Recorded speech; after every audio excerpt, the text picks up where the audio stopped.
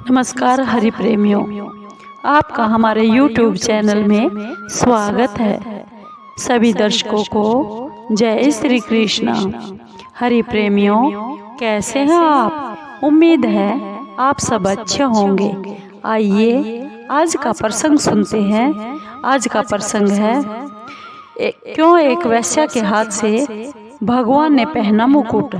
हरि प्रेमियों, उससे पहले अगर आप हमारे चैनल पर नए हैं तो प्लीज़ चैनल को सब्सक्राइब ज़रूर कीजिए और बेल आइकॉन को ज़रूर दबा लीजिए ताकि आप तक हमारे सारे नोटिफिकेशन पहुंचते रहे। हरि प्रेमियों, आपका एक भी सब्सक्राइब हमारे लिए बेहद मायने रखता है। हरि प्रेमियों, आइए जानते हैं क्यों एक वेश्या के हाथ से भगवान ने पहना मुकुट।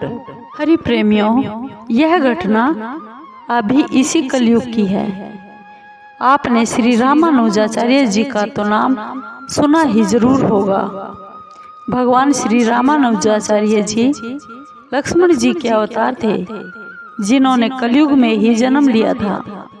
एक बार की बात है, गर्मियों का समय था और गर्मी बहुत थी और रामानुजाचार्य जी अपने शिष्यों के साथ घूमने के लिए गए हुए थे और अपने शिष्यों को लेकर भगवान रंगनाथ जी के दर्शन को गए।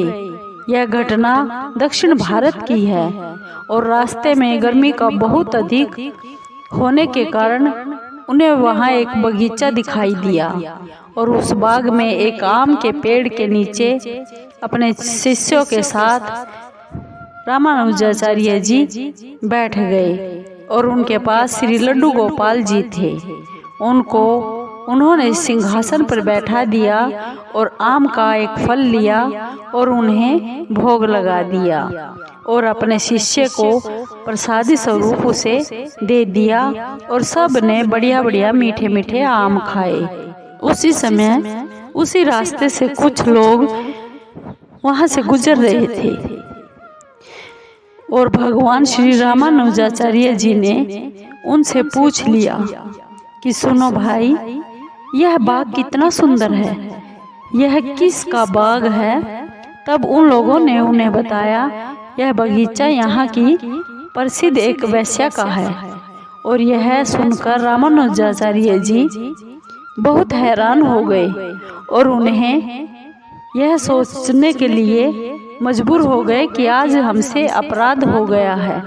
ये कैसा अपराध हुआ है? हमने एक वेश्या का फल खा लिया है और वेश्या के वृक्ष की छाया भी ले ली है। रामानुजाचार्य जी इतना सोच ही रहे थे कि उधर वेश्या को इस बात का पता चल गया कि हमारे बाग में कुछ उच्च कोटि के प्रसिद्ध साधु आए हुए हैं। वह वेश्या तो थी ही, परंतु उसका मन बहुत ही कोमल और निर्मल था।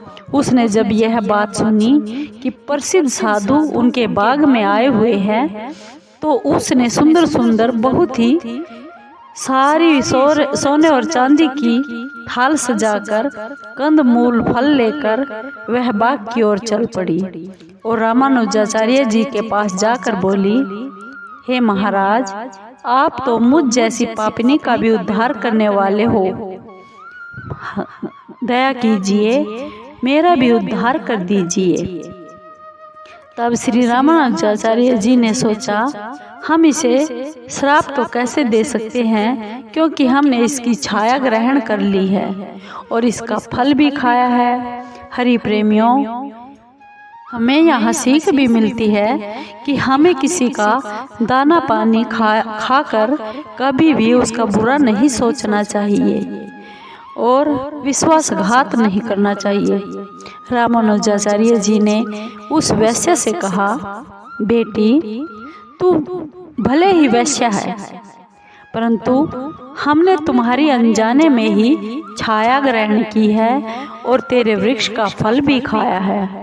यह जो तू इतना सारा सोना चांदी लेकर आई है, हीरे मोती लेकर आई हो, इसकी हमें कोई ज़रूरत नहीं है और हम इसे स्वीकार भी नहीं कर सकते, क्योंकि हम साधु जन हैं। हम लोग इस सभी वस्तुओं का क्या करेंगे? हम तो बस अपने भगवान जी का भजन करते रहते हैं और उन्हीं में लीन रहते हैं। यह जो कुछ भी तू लाई है, तुम इसे वापस लेकर चली जाओ। वैसे हाथ जोड़कर वह वैश्या बोली, महाराज कृपा करके मेरी यह छोटी सी सेवा स्वीकार कर लीजिए। तब रामानुजाचार्य जी ने कहा, यदि तुम इतना जिद ही करती हो तो इन सब चीजों में से हमें तो कुछ नहीं चाहिए, परंतु जो भी यह तू हीरे मोती और चांदी लाई है, इन सब से रंगनाथ भगवान जी के लिए एक मुकुट बनवाकर हम रंगनाथ जी को पहना देंगे। वह बस इतना ही कहना था कि वह वैश्या बहुत ही प्रसन्न हो गई। रामानुजाचार्य जी उससे वह सोना चांदी और हीरे जवाहरात मोती लेकर एक सुनार के पास गए और जाकर बोले, सुनो, अपनी सारी कलाकारी लगाकर तुम एक ऐसा द्वितीय मुकुट तैयार कर दो जो बहुत ही सुंदर हो, और उस मुकदमे और इन सभी हीरे जवाहरात तो सोना चांदी उस सुंदर मुकुट में प्रयोग कर दो। ये बात वैश्या ने उस सुनार से कही। सुनार ने अपना काम चालू कर दिया और बहुत ही सुंदर मुकुट बनाकर तैयार कर दिया। वह वैश्या बहुत ही वो सुंदर मुकुट लेकर एक सोने की थाली में सजाकर लाल कपड़े से ढककर अपनी सखियों के साथ रंगनाथ मंदिर के भगवान जी के पास चल पड़ी। जब वह वैश्या भगवान रंगनाथ जी के मंदिर में पहुंचने ही वाली थी कि रास्ते में ही उसे मासिक धर्म शुरू हो गया। अब तो वह मंदिर में बिल्कुल भी नहीं जा सकती थी। तब श्री रामानुजाचार्य जी ने उसको बुलाया। रामानुजाचार्य जी को उस वैश्या ने बुलाया और उस वैश्या ने कहा, महाराज आप ये मुकुट ले लीजिए और श्री ठाकुर जी को पहना दीजिए। मैं अब पवित्र अवस्था में नहीं हूँ, जब पवित्र अवस्था में आऊंगी तब मैं जरूर भगवान के मंदिर में आऊंगी, तब दूर से ही उनके दर्शन कर लेती हूँ। रामानुजाचार्य जी वह मुकुट लेकर पुजारियों को देकर बोले, लो ये मुकुट भगवान जी को पहना दो।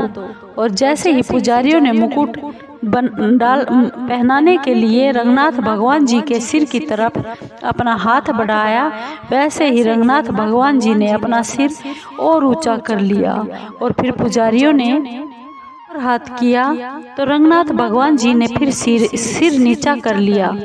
कभी ऊपर कर लेते और कभी नीचे कर लेते। पुजारी कभी ऊपर पहनाते तो कभी नीचे करते। इस तरह पुजारी बहुत परेशान हो गए। ऐसा करते करते 1 घंटा बीत गया। तब रामानुजाचार्य जी को फिर से बुलाया गया और पुजारियों ने कहा, प्रभु भगवान जी तो मुकुट पहनते ही नहीं। रामानुजाचार्य जी ने श्री हरि से श्री भगवान जी से पूछा, हे प्रभु क्या है, आप मुकुट क्यों नहीं पहन रहे?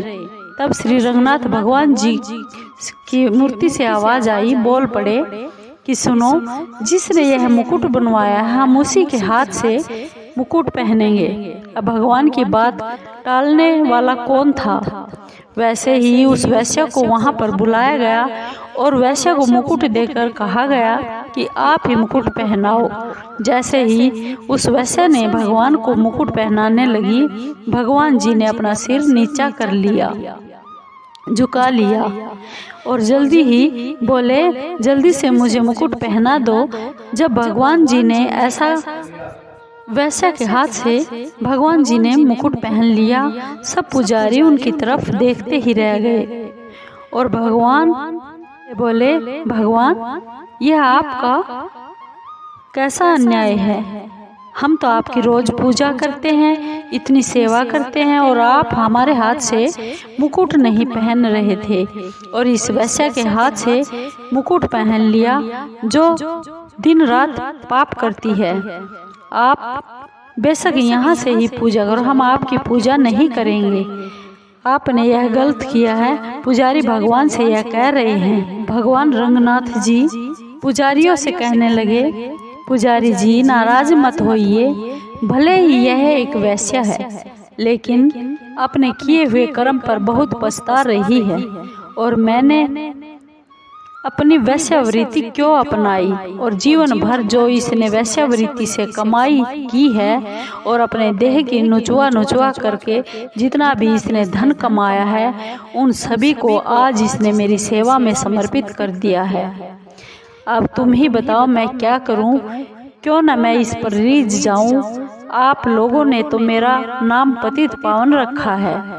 आज मैंने इस श्रद्धा भाव पर मैं रीझ गया हूँ, क्योंकि इसने अपने सारे जीवन की कमाई अपनी मेरी सेवा में समर्पित कर दी है, और यह अपने किए हुए पाप का प्रायश्चित भी कर रही है। भगवान से सच्ची श्रद्धा और विश्वास से जो भी भावना से अपने किए हुए बुरे कर्म की सच्ची मन से क्षमा मांगता है, तो भगवान उसे तुरंत माफ भी कर देते हैं। भगवान जी कहते हैं, मुख होई जीव मोहि जबहि, जन्म कोटि अघ नासहि ताबेहि। अर्थात जब जीव मेरे सम्मुख हो जाता है और मैं मेरे सम्मुख होकर अपने पापों को स्वीकार कर लेता है और मुझसे क्षमा मांग लेता है और यहाँ चलता मैं दोबारा इस पाप को जीवन में कभी नहीं करूँगा, तो मैं उस जीव को क्षमा कर देता हूँ। प्रिय प्रेमियों, आपको इस एक वेश्या की ये सच्ची श्रद्धा भक्ति की ये कहानी कैसी लगी? अगर आपको ये कहानी अच्छी लगी हो तो प्लीज़